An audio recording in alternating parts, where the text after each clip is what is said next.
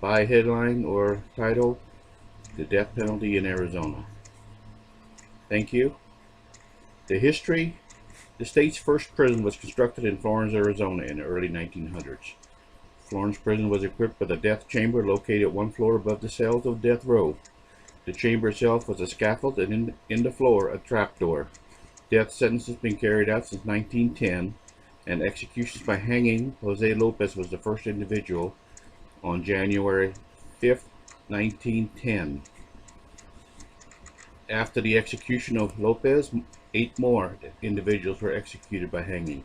On December 8, 1916, an initiative measure went into effect eliminating the death penalty as punishment for first-degree murder. The death penalty was restored December 5th, 1918, 19 executions between 1920 and 1931. Then the first lethal gas was carried out, and the death penalty was suspended again. In 1979, the Arizona legislature revised the Arizona death penalty statute, and sentencing again became effective May 1st, 1979. Donald Harding was put to death by lethal gas on April 5th, 1992. And this is where my connection is with the executioner on the Harding execution in 1992. In November 1992, Arizona voters approved execution by lethal injection.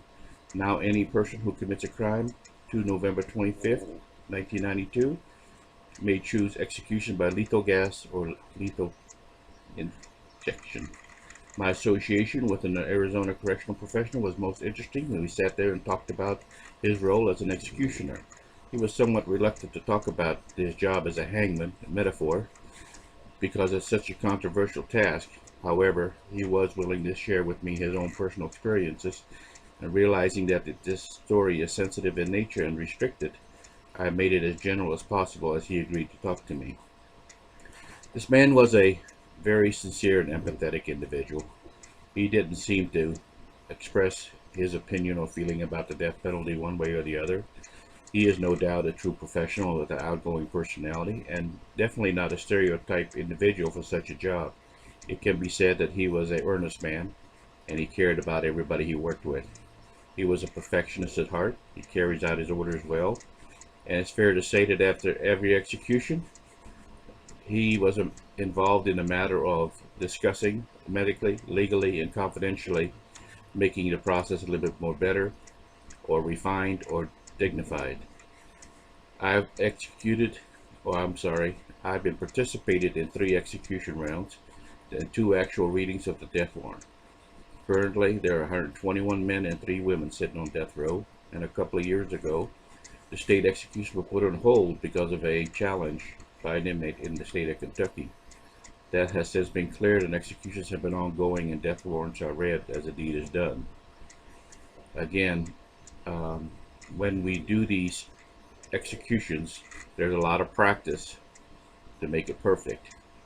Knowing firsthand how tedious and detailed this process actually is, it must be stressed how important it is that the protocol and the way that the execution team practices over and over until the director is satisfied with the proceedings is almost meticulously and flawless.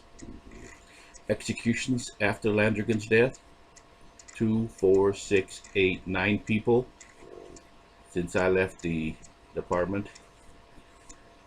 There's an endless list of dead men walking. My friend performed the duties assigned to participate in a total of 12 executions. He goes on to say, I ran the controls on 2 lethal gas executions and either performed escorts or worked behind a mirror on the wrist. Working behind a mirror meant we did the needle sticks and pushed the drugs through the syringe when the order was given. I only did escorts on 2.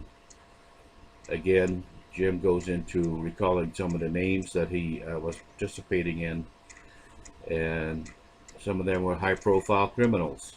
When asked if any of them were strange or eerie, he said no, none were eerie. He said surely he would stay up the nights and days before the particular challenge before him, but the thing is that he did his job and he did it professionally.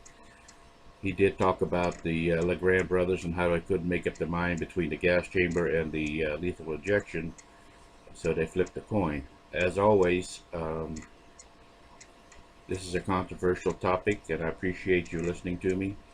Please visit my other videos, and if you have an opinion or a comment to make, please make it so that we can share. The fact is, 34 inmates have been executed since 1992. Thank you.